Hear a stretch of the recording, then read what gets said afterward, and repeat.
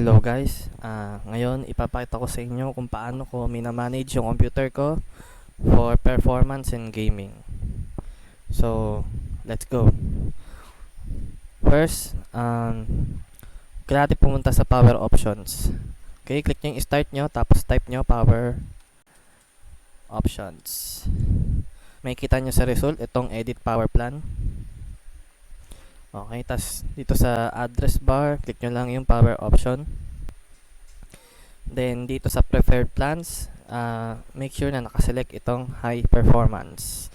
Kasi itong balance, hindi niya minamaximum yung hardware potential ng inyong computer. Kaya dapat performance.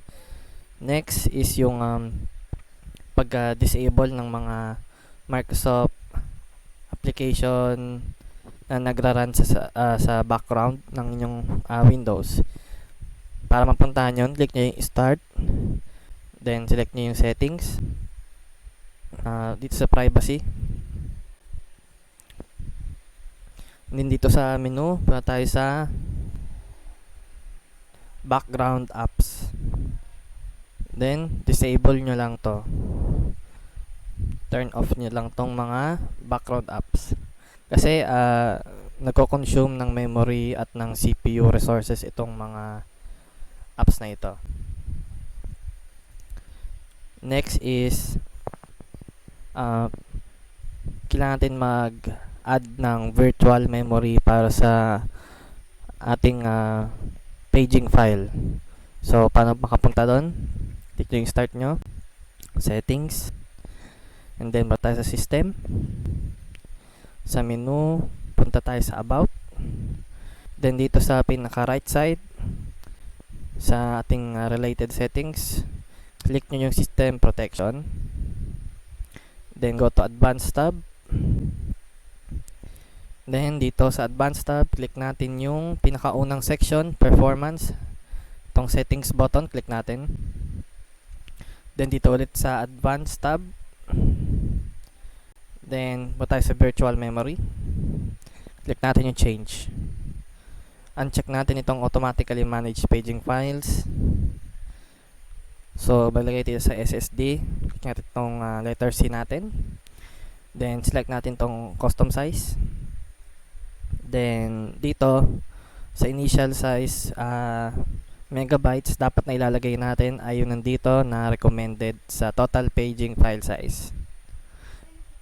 Recommended ay 1,656. So, times 2 na lang natin. Gawin natin 3,200. Click set. Then, okay. Okay. Okay again. You must restart your computer to apply these changes. We can do this later na lang. Okay. Next is kailangan mag-run ng defrag. So, itong defragment ay yung pinapabilis niya yung ating hard drive. So, sa SSD, di naman siya applicable, pero sa mga taong naka-hard drive ang Windows, required itong i-run para mag-improve yung performance ng ating computer. So, paano yun? Right-click natin sa start, then select natin yung run, then type natin dito sa run, DFRGUI. Click OK. Then dito sa optimize drives, make sure na yung schedule optimization natin ay naka-turn off. So, tanggalin nyo yung mga naka-check dito. Kasi pag parati siyang dinedefrag, yung mga hard drive natin, pwedeng magkaroon ng issue yan sa sobrang kaka-defrag. So, masyado na-stress yung hard drive pag lagi siyang dinedefrag. So, dito, sa akin lahat, at nifrag ko na. So, lahat na nakikita nyo is 0%. So, pag yung hard drive nyo above 10% na yung fragments, mas okay na siyang i-defrag. Paano nyo malalaman? Analyze nyo. Itong analyze. Pagkatapos nyo mag-analyze, makikita niya kung ilang percent yung lalabas dito.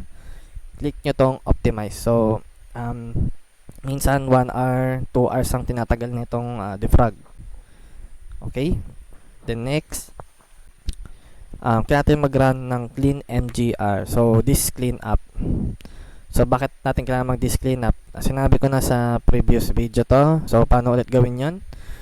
Right-click natin itong start. Then select natin yung run. Type natin clean ngr. Click OK.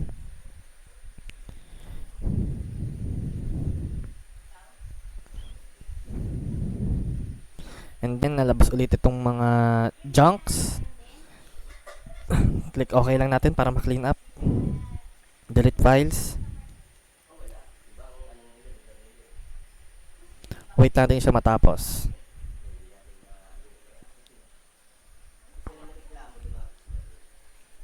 Okay, tapos na siya.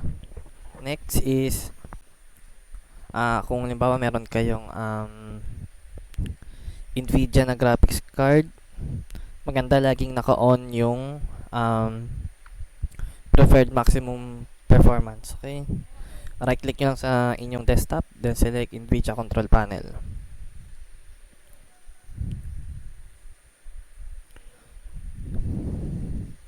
Ngayon dito sa ating window, pula tayo sa adjust image settings.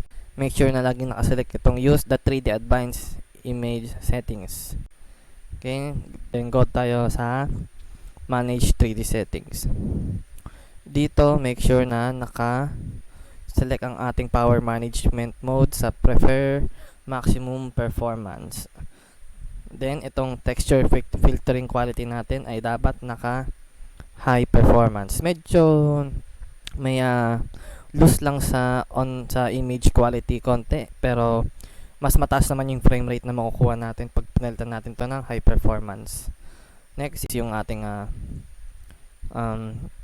P6 processor. Maganda na lagi nakaset ito sa GT 730 kasi ang ating CPU ay hindi naman Intel. So or ewan ko, may benefit yon, pero mas laging dapat nakaselect ang ating graphics card sa P6 processor. Okay, next. Ngayon kailangan natin i-check kung may mga programs tayo na sagabal o nakaka-slow ng ating computer. So para makapunta doon, right click lang sa ating taskbar. Then dito sa menu, click natin tong task manager. Then dito sa pag nakita nyo yung nakaganito, click natin yung more details. Then pa tayo sa startup tab. Then dito makikita natin kung ano yung mga dapat natin i-disable. Kung mga hindi nyo naman alam yung mga program na yun, halimbawa itong Java, hindi nyo alam kung para saan yan, disable nyo na lang. Or itong mga bahala kayo kung alin yung mga kailangan nyo i-disable. Pero kung talagang gusto nyo bumilis, disable nyo lahat. Pero syempre dapat intindihin nyo kung alin doon yung mga kailangan nyo. Baka kasi pati yung driver or para sa mga antivirus nyo, ma-disable nyo, dapat tingnan nyo maigi. Next is yung pag-perform ng Windows Update. Mahalaga rin to kasi ang Windows Update ay nagbibigay ng mga security updates para hindi tayo maging vulnerable sa mga hacker at mga malware. So kaya natin start settings. Punta tayo sa update and security. Then sa pinakauna, labas itong Windows Update. So hindi pa ako nag-update. So gawin ko na ito mamaya. Okay guys, so yun lang pong ang na ipapakita ko sa inyong mga tips. Maraming salamat po sa panonood.